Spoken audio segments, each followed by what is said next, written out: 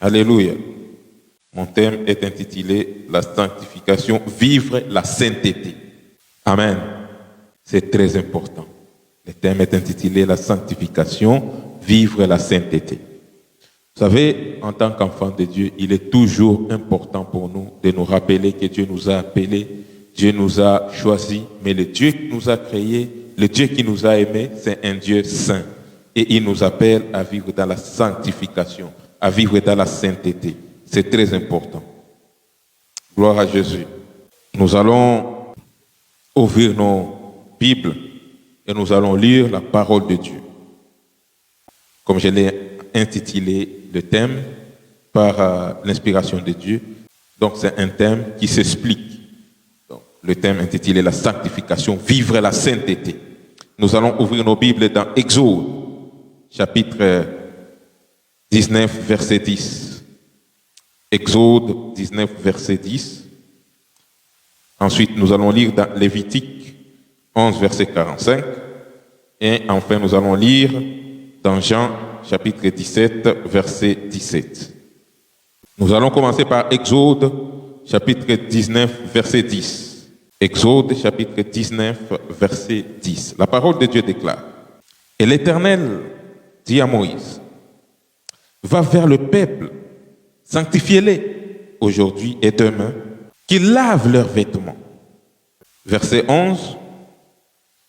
Qu'ils soient prêts pour le troisième jour, car le troisième jour, l'Éternel descendra aux yeux de tout le peuple sur la montagne de Sinaï. C'est ce que la parole de Dieu déclare. Lévitique 11, verset 45. Lévitique, chapitre 11, verset 45. La parole de Dieu déclare. Vous y êtes. Lévitique, chapitre 11, verset 45. La parole de Dieu déclare: Car je suis l'Éternel qui vous a fait monter du pays d'Égypte pour être votre Dieu et pour que vous soyez saints, car je suis saint. Jean, chapitre 17, verset 17. Jean, chapitre 17, verset 17. La parole de Dieu déclare: Sanctifiez-les par ta vérité. Ta parole est la vérité. Sanctifiez-les par ta vérité. Ta parole est la vérité. Parole du Seigneur. Amen. Père éternel, merci pour ta parole que tu viens de nous communiquer au travers des Saintes Écritures. Seigneur, nous te rendons grâce, toi qui es le Dieu qui instruit. Nous sommes prêts à recevoir tes instructions. Merci car nos cœurs sont disposés ici et ceux qui nous suivent en ligne ou ceux qui nous suivront en différé. Merci Seigneur car tu disposes leurs cœurs, enfin, d'écouter ta parole, mais surtout de la mettre en pratique. Merci éternel, ô Dieu Tout-Puissant, toi qui es toujours avec ton peuple. Au nom suprême de Jésus-Christ, je prie. Amen. Comme je l'avais dit, la sanctification, c'est l'un des thèmes importants ou alors intéressants aussi de la parole de Dieu ou alors de la Bible. Et étant enfants de Dieu appelés par Dieu, nous devons nous assurer que nous vivons dans la sanctification. Notre Dieu lui-même est saint. Les trois textes que nous venons de lire parlent de la sanctification. L'Éternel lui-même avait exigé à Moïse de dire aux enfants d'Israël de laver leurs vêtements. Laver leurs vêtements, c'est un symbole de la purification, de laver leurs vêtements. Pourquoi est-ce qu'il leur avait demandé de laver leurs vêtements? Parce que Dieu voulait descendre vers eux. Et il sait que là où il y a la saleté, là où il y a les impuretés, il n'y a pas d'accord entre les impuretés et Dieu. Parce que Dieu lui-même est saint. Dieu lui-même, il est saint. Et il ne peut pas être en accord avec l'impureté. C'est la raison pour laquelle il avait demandé à Moïse de dire aux enfants d'Israël de se sanctifier en lavant leurs vêtements. Gloire à Jésus. Il avait demandé à Moïse de recommander aux enfants d'Israël de se sanctifier en lavant leurs vêtements parce que Dieu voulait être en contact avec eux. Parce que Dieu voulait aller vers eux, vers le peuple d'Israël. Il dit: Je suis l'Éternel, votre Dieu, qui vous a fait sortir du pays d'Égypte. C'est ce qu'il dit. Il dit: Je suis l'Éternel, votre Dieu, qui vous a fait sortir du pays d'Égypte pour être votre Dieu. C'est la raison pour laquelle il a fait sortir les enfants d'Israël du pays d'Égypte, pour qu'ils soient leur Dieu. C'est ce qu'il dit. Et il dit, et pour que vous soyez saints, car je suis saint. Il dit, et pour que vous soyez saints, car je suis saint. Donc c'est une exigence. Dieu exige aux enfants d'Israël. Il dit que c'est moi qui vous ai fait sortir du pays d'Égypte. Et en vous faisant sortir du pays d'Égypte, je vous ai fait sortir de ce pays-là pour que vous soyez mon peuple, pour que je sois votre Dieu et que pour que vous soyez saints, car je suis saint. Donc, l'une des raisons pour lesquelles Dieu nous sauve, l'une des raisons pour lesquelles Dieu nous a rachetés, c'est pour que nous soyons son peuple en étant saints ou alors en se sanctifiant. Pour que vous soyez saints, car je suis saint. C'est ce que Dieu dit dans sa parole. Donc, il exige à ses enfants d'être saints. Il exige à ses enfants de se sanctifier. C'est la raison pour laquelle il sanctifie ses enfants. Et puis, il nous recommande également par Jésus-Christ de nous sanctifier. C'est Jésus qui dit, il recommande, il dit au Père de nous sanctifier par la vérité, par la parole de Dieu qui est la vérité. Donc, vous comprenez que Dieu ne peut pas marcher avec nous sans que nous-mêmes nous soyons saints. Il dit, il nous recommande d'être saints car lui-même il est saint. Il dit, pour que vous soyez saints, car je suis saint. C'est une recommandation de Dieu et c'est une exigence. Donc, que nous puissions nous sanctifier. Il dit, pour que vous soyez saints, car je suis saint. Qu'est-ce que la sanctification? La sanctification, c'est l'état de quelque chose qui est saint, de quelque chose qui est pur, de quelque chose qui est sacré. Quelque chose qui est sacré, ça veut dire quelque chose qu'on a mis à part. Quelque chose qui mérite le respect. Quelque chose qui est comme intangible. Quelque chose qui est séparé. Quelque chose qu'on a mis à part.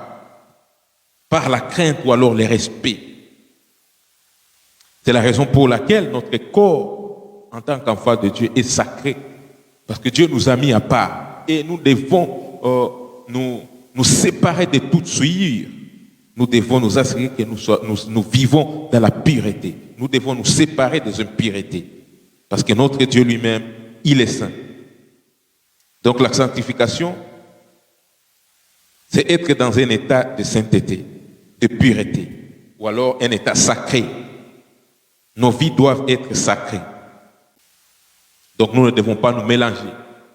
Le contraire de ce qui est sacré, c'est le profane, c'est quelque chose qui est profané.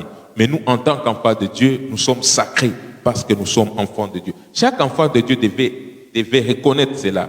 Chaque enfant de Dieu devait savoir cela, que nous sommes sacrés en tant qu'enfants de Dieu.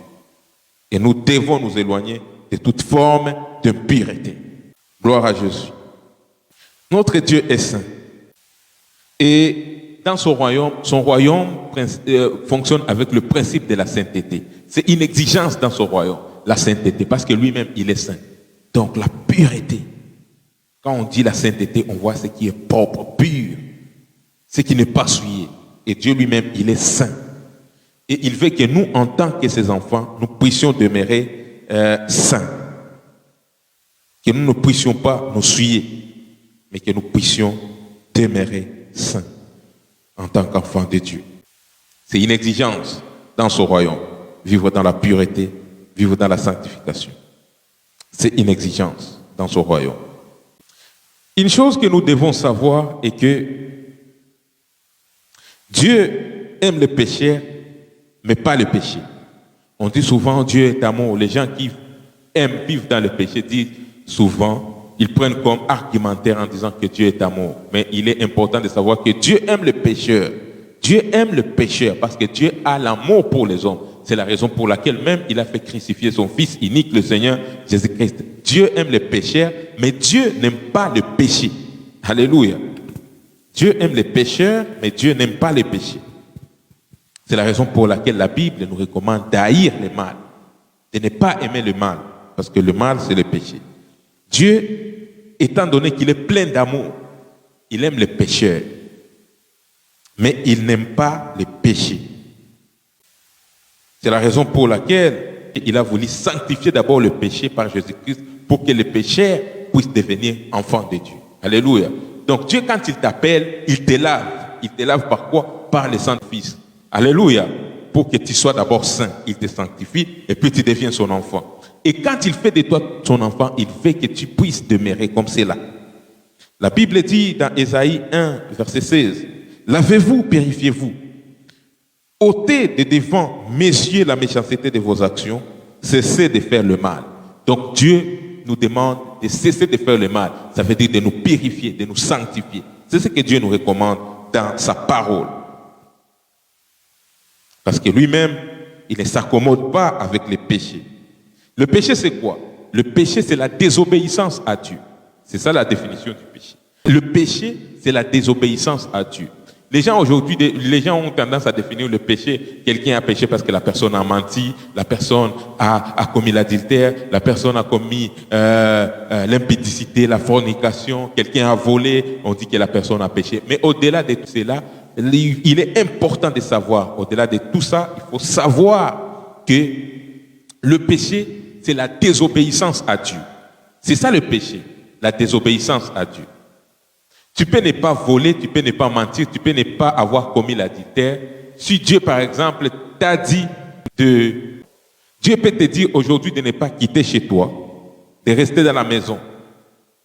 Par exemple, il te dit, aujourd'hui, reste chez toi. Tu veux aller à te balader quelque part ou alors tu veux aller rendre visite à tes amis. Il te dit, reste chez toi. Et puis toi, tu t'entêtes, tu dis, bon, je vais partir. Et puis quand tu t'en vas, et que Dieu t'a dit de rester chez toi, tu as péché. Alléluia. Là, tu n'as pas volé, tu n'as pas menti, tu n'as pas commis l'impudicité, mais tu as péché parce que tu as désobéi à Dieu. Alléluia.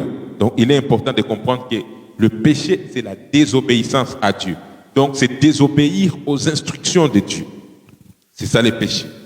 Parce que Dieu aime l'obéissance. Il aime que ses enfants puissent vivre dans l'obéissance.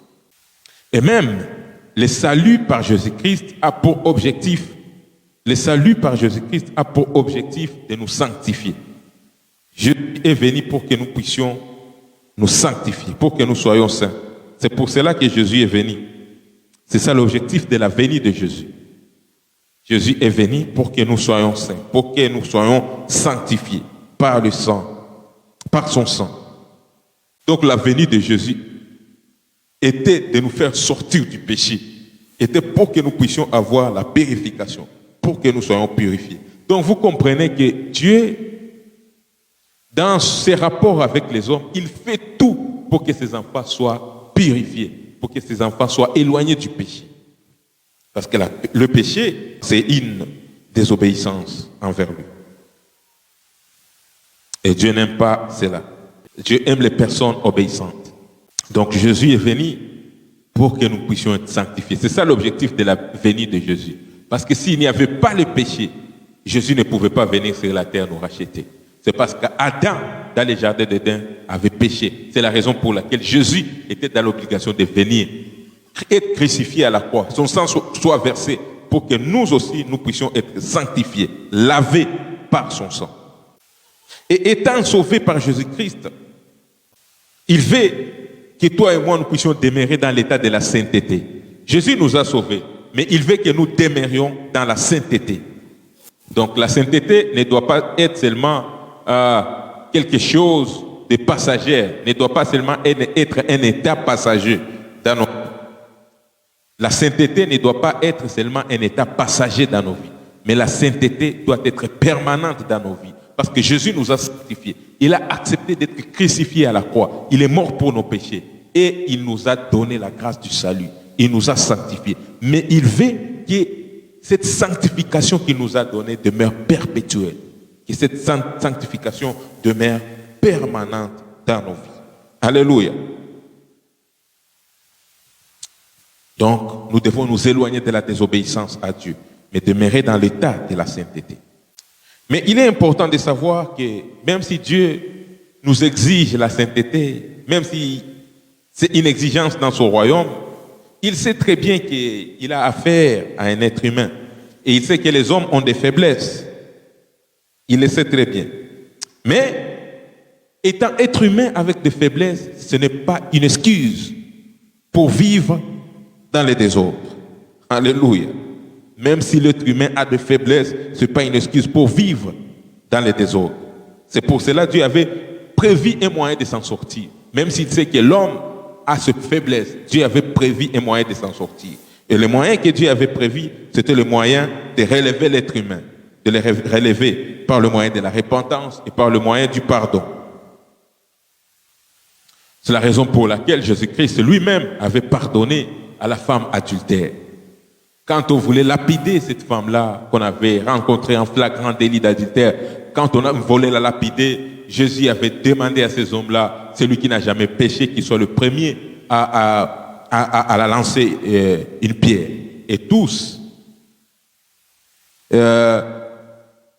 quand chacun avait fait l'introspection de sa vie, chacun avait trouvé en lui quelque chose qui s'est reproché et personne n'a pas eu le courage de jeter la pierre à cette femme-là.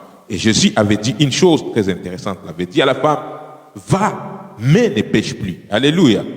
Il n'a pas dit seulement va, il a dit va et ne pêche plus. Donc Jésus a trouvé un moyen selon lequel nous pouvons nous en sortir en ce qui concerne le péché. Mais le moyen, c'est le pardon et la repentance. Il nous pardonne, mais il veut que nous puissions arranger nos vies, que nous puissions réparer nos vies, que nous puissions améliorer notre conduite. Alléluia. Donc, Dieu sait que nous avons des faiblesses en tant qu'être humain, mais nos faiblesses ne sont pas une excuse pour vivre dans les désordres. Donc, si tu as péché, rentre vers Dieu. Ce n'est pas parce que tu as péché que Dieu va se séparer de toi définitivement. Il attend de toi que tu puisses te repentir. Écoutez ce qu'il dit dans Ésaïe 1, verset 18. Il dit, « Venez et plaidons, dit l'Éternel. Si vos péchés sont comme le cramoisi, ils deviendront blancs comme la neige. » Alléluia. S'ils sont rouges comme la pourpre, ils deviendront comme la laine. C'est ce que Dieu dit. Vous savez, le cramoisi, c'est une couleur rouge. C'est une rouge qui est visible. Une couleur rouge qu'on peut voir clairement. Comme on peut dire rouge clair. Mais il dit, si vos péchés sont rouges, sont tellement rouges, venez à moi et puis je les rendrai blancs comme la neige. Vous savez, la neige est tellement blanche. Alléluia. Et Dieu est capable de nous purifier si nous venons vers lui. Le problème est que souvent, quand certaines personnes commettent des péchés, quand certaines personnes tombent, les gens ont tendance à s'éloigner de Dieu, croyant que Dieu ne peut plus leur pardonner. Mais Dieu dit, venez et plaidons. C'est d'ailleurs lui qui nous appelle. Alléluia. Même si nous avons, là où nous avions manifesté la faiblesse, c'est lui qui nous appelle. C'est ce qu'il dit dans le livre d'Ésaïe. Il dit, venez, plaidons. Alléluia. Plaidons. On va discuter. Tu es mon fils, tu es mon ami. Viens, on va discuter. On va résoudre ces problèmes-là. Alléluia. Mais ce que Dieu veut, il veut que tu puisses être sanctifié. C'est là que tu puisses être sanctifié. C'est la raison pour laquelle il t'appelle en disant, viens et plaidons. Plaidons, on va discuter, on va parler. Tu as commis une erreur, ok, tu te répands et Dieu te pardonne. Et tu continues ta marche avec Dieu. Il dit, venez et plaidons. C'est lui qui nous appelle vers lui. Donc nous n'avons pas d'excuse de nous éloigner de notre Dieu. Il dit encore dans Apocalypse 2, verset 5. Souviens-toi donc d'où tu es tombé. Répands-toi et pratique tes premières œuvres. Sinon, je viendrai à toi et j'ôterai ton chandelier de sa place, à moins que tu ne te répandes. Alléluia. À moins que tu ne te répandes. Il dit, souviens-toi d'où tu es tombé. Donc, si tu as commis l'erreur dans le passé, dans ta vie, ne t'attarde pas sur l'erreur que tu as commis, mais va vers Dieu. Il dit, souviens-toi d'où tu es tombé. Et il te recommande la repentance, te repentir. Alléluia. Jésus, lui-même, quand il enseignait à ses disciples comment prier, il avait souligné dans la prière un élément très important que nous ne devons pas ignorer. Il avait dit dans Matthieu 6, verset 12, quand nous prions notre Père céleste, il nous dit de demander à Dieu pardon. Matthieu 6, verset 12. Pardonne-nous nos offenses, comme nous aussi nous pardonnons à ceux qui nous ont offensés. Alléluia. Donc quand tu as commis une faute, quand tu as commis le péché, tu as le droit d'aller vers Dieu en disant, Seigneur, pardonne-moi. Mon Dieu, pardonne-moi. La Bible dit, pardonne-nous nos offenses. Alléluia. C'est la raison pour laquelle nous aussi nous devons pardonner aux autres. nous devons manifester l'indulgence. Quelqu'un qui a commis une erreur, quelqu'un qui nous a offensés, nous devons aussi le pardonner parce que Dieu aussi nous a pardonné. Alléluia. Donc Dieu est là, il est là pour nous pardonner, il est prêt à nous pardonner. C'est de notre responsabilité seulement d'aller vers lui. La Bible dit 7 fois les justes tombent et ils se relèvent. Alléluia. La Bible n'a pas dit 7 fois les païens tombent. La Bible dit 7 fois les justes tombent et ils se relèvent. C'est comme cela que la Bible dit. 7 fois les justes, pas les païens. Alléluia. Donc malgré que tu sois juste, il peut t'arriver de tomber. Et ce n'est pas une fois, la Bible dit 7 fois. Mais j'aime ce que la Bible dit par la suite. La Bible dit et il se relève. Amen. Donc la Bible n'a pas dit seulement 7 fois les justes tombent et c'est fini. Non. Les justes tombent 7 fois. 7 fois les justes tombent et ils se relèvent. Alléluia. Donc si tu as tombé, il est important de te relever. Il ne faut pas rester à terre. Parce que Dieu a mis en place tous les moyens possibles pour que tu sois debout. Et c'est ta responsabilité d'aller vers Dieu pour que tu demeures debout en lui. Alléluia. La vie dans la sainteté, c'est la nature de tout ce qui appartient à Dieu. Alléluia. Quand tu es sauvé en Jésus-Christ, ta nature, c'est la sainteté. Ta nature, c'est la sainteté quand tu es sauvé en Jésus-Christ. Donc ça devient ta nature. Tu ne peux pas être à l'aise dans le péché. C'est la raison pour laquelle les gens qui disent qu'ils sont sauvés et qui commettent des péchés sans toutefois se reprocher quelque chose, il y a moyen, ou alors il y a raison de les mettre en cause, leur salut. Parce que quelqu'un qui est sauvé, quelqu'un qui a connu Jésus, quelqu'un qui a donné sa vie à Jésus-Christ, sa nature devient la nature de la sainteté. Alléluia. Car c'est ça la nature de Dieu. Tu es né de Dieu, tu es devenu enfant de Dieu. Chaque enfant porte l'ADN de ses parents. Alléluia. Et étant enfant de Dieu, l'ADN que nous portons en tant qu'enfant de Dieu, c'est l'ADN de la sainteté. C'est la raison pour laquelle si tu dis que tu es enfant de Dieu, mais tu es à l'aise dans le péché, tu n'es pas enfant de Dieu. Alléluia. Si tu dis que tu es enfant de Dieu, tu dois être mal à l'aise dans le péché. C'est la raison pour laquelle les personnes qui marchent avec Dieu, quand ils ont commis les péchés, les personnes se sentent mal à l'aise. Les gens crient même, les gens pleurent sur leurs péchés amèrement et les gens se répandent et continuent leur marche avec Dieu. C'est ça le salut et c'est ça être sauvé. La vie dans la sainteté. La sainteté, c'est la nature de chaque enfant de Dieu parce que c'est la nature de Dieu. Et Dieu lui-même qui est saint, il t'a engendré, donc il t'a engendré et il t'a donné sa nature qui est la nature de la sainteté.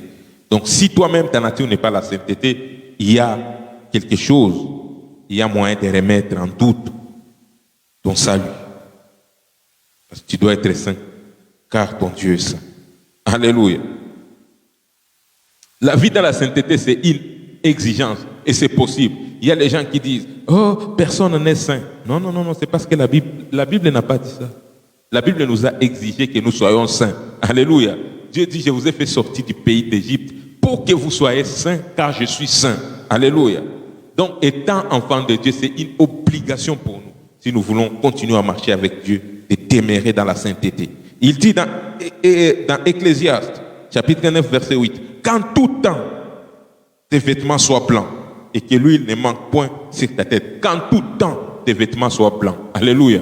Donc,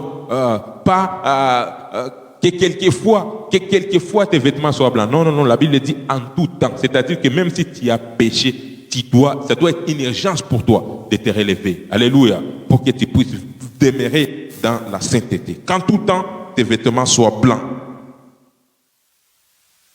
C'est une exigence.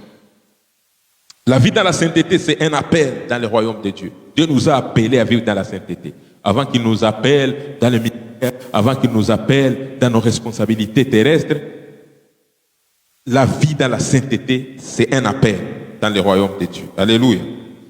Souvent, les gens s'intéressent, oui, je suis appelé à être évangéliste, pasteur, apôtre, enseignant, prophète. Et les gens s'intéressent à leur ministère, ou alors Dieu m'a donné telle responsabilité dans ma vie, telle responsabilité ou telle responsabilité. Mais les gens oublient souvent que Dieu nous a appelés premièrement d'abord à la sanctification. Alléluia. C'est ce que la parole de Dieu dit. La parole de Dieu déclare dans 1 Thessaloniciens 4, verset 7. Car Dieu ne nous a pas appelés à l'impureté, mais à la sanctification. Alléluia. Dieu nous a appelés à la sanctification. C'est la base, ça doit être la base, la sanctification. Et puis d'autres choses doivent suivre. Parce que si tu dis que tu sers Dieu et tu n'es pas dans la sanctification, tu n'es pas en accord avec ton Dieu. Et le travail que tu es en train de faire, tu es en train de le faire en vain. Donc tout doit être bâti sur la base de la sanctification. Tout doit être bâti sur la base, sur le fondement, sur la fondation de la sanctification. Sur le fondement de la sanctification. Gloire à Jésus. Mais il est important aussi de savoir que la vie dans la sainteté est un don de Dieu et c'est une grâce. Ce n'est pas par tes efforts, ce n'est pas parce que tu es meilleur que tu vis dans la sanctification. Tu ne vis pas dans la sanctification parce que tu es le meilleur de tous, parce que c'est toi qui connais, t'es sanctifié, c'est toi qui sais obéir à Dieu. Tu vis dans la sanctification parce que Dieu te l'a donné. C'est une grâce que Dieu t'a donnée. Alléluia. C'est la raison pour laquelle lui-même il a prévu, même quel que soit ce que tu es, ou alors quel que soit ton état de sanctification, il peut t'arriver de tomber. Mais il a prévu un moyen pour que tu te relèves. Et quand on tombe, le fait de tomber nous démontre que nous sommes des humains, nous rappelle que nous sommes des humains et nous avons des faiblesses. Et ça nous rappelle également que nous devons compter sur Dieu. Jésus avait dit, vous ne pouvez rien de vous-même. Alléluia. Donc personne ne peut se taper la poitrine disant que moi, je vis la sainteté, je vis la sanctification. Personne ne peut se taper la poitrine de dire que je vis la sanctification et puis tu t'attribues cela comme quelque chose, comme quelque chose, tu le méritais. C'est pas un mérite, mais c'est un don de Dieu. Alléluia. C'est un don de Dieu. C'est Dieu qui te permet de vivre dans la sainteté. Donc tu ne dois pas t'enorgueillir, parce que c'est un don de Dieu. C'est un don de Dieu. Et c'est par la grâce de Dieu que nous vivons dans la sanctification. C'est la raison pour laquelle tu n'as pas le droit de dire que vivre dans la sainteté, c'est difficile. Non, c'est un don de Dieu. Ce n'est pas toi qui te le donne. Donc ce n'est pas difficile. C'est Dieu qui te le donne. Ce n'est pas difficile. Alléluia. Parce que c'est un don de Dieu. C'est une grâce. Et c'est à toi de demander à Dieu cette grâce. C'est à toi demain de vivre dans la sanctification. Donc tu ne peux pas t'enorgueillir en disant, moi je vis dans la sainteté. Moi je me sanctifie. Non, c'est un don de Dieu. C'est une grâce de Dieu. Et cette grâce-là, Dieu peut la donner à tous ses enfants. Mais c'est à toi que ton cœur puisse battre pour Dieu. Et que ton cœur soit disposé à Dieu. Ne t'éloigne pas de ton Dieu. Alléluia. C'est une grâce. Et on doit désirer cette grâce-là. Pour voir Dieu dans ta vie, il faut être saint. Tu ne peux pas avoir des relations avec Dieu si tu n'es pas saint. Dieu ne peut pas être ton ami si tu ne vis pas dans la sainteté. Alléluia. Pour voir Dieu, il faut être saint. Pour voir Dieu dans l'éternité, il faut être saint. Si tu veux que tu sois ressuscité au dernier jour, si tu veux qu'au jour de l'enlèvement, tu sois enlevé, il faut vivre, que tu sois enlevé, que tu puisses monter avec Jésus-Christ dans sa gloire. Il faut vivre la sanctification. Alléluia. Sinon, à l'avènement de Jésus, tu peux rater la vie éternelle si tu ne vis pas dans la sanctification. La Bible dit, heureux ceux qui ont le cœur pieux, car ils verront Dieu. La Bible dit, recherchez la paix et la sanctification sans laquelle personne ne verra le Seigneur. Donc la sanctification, c'est une exigence pour voir Dieu. C'est une exigence pour te rapprocher de Dieu, la sanctification. Tu ne dois pas négliger la sanctification dans ta marche avec Christ, dans ta marche avec Dieu. Alléluia. La sanctification. C'est la raison pour laquelle il faut avoir un cœur repentant, un cœur qui confesse le péché devant Dieu, un cœur qui demande pardon à Dieu quand il a commis l'erreur, pour te garder dans la voie de la sainteté, dans la voie de la sanctification. Alléluia. C'est très important. Gloire à Jésus. C'est très important. Je suis à la fin de mon message. Il est important pour nous de nous garder dans la sanctification, de marcher dans la sainteté devant la face de Dieu. C'est très important. Je vais prier pour ceux qui nous écoutent, ceux qui sont soit ici ou en ligne. Si tu es là, tu as écouté ce message et puis tu te dis, je vais arranger ma vie avec Dieu. je sens que je suis éloigné de mon Dieu depuis, et que tu dis que je vais prendre la décision définitivement de donner ma vie à Jésus. Jésus est là, la grâce est encore disponible sur la terre, et Jésus est prêt pour te pardonner. Si tu es là, tu dis que tu veux donner définitivement ta vie à Jésus, que Jésus puisse sanctifier ta vie et que tu puisses devenir enfant de Dieu. Si tu veux donner ta vie à Jésus, j'aimerais te guider dans la prière de repentance. Répète juste ces paroles de repentance après moi et puis tu seras sauvé, tu vas devenir enfant de Dieu. Si tu es là, tu veux devenir enfant de Dieu, répète ces paroles après moi en disant: Seigneur Jésus, à partir d'aujourd'hui, je te demande pardon. Je te donne ma vie pour l'éternité comme mon Seigneur et Sauveur. Saint-Esprit, viens et conduis ma vie pour toujours. Merci éternel Dieu Tout-Puissant pour ton amour envers moi. Je déclare que je deviens définitivement enfant de Dieu. Au nom de Jésus-Christ. Amen. Si tu as fait cette prière de repentance, félicitations. Tu as pris une décision que tu ne regretteras jamais dans ta vie. Alléluia. Est-ce qu'on peut acclamer Dieu pour sa parole?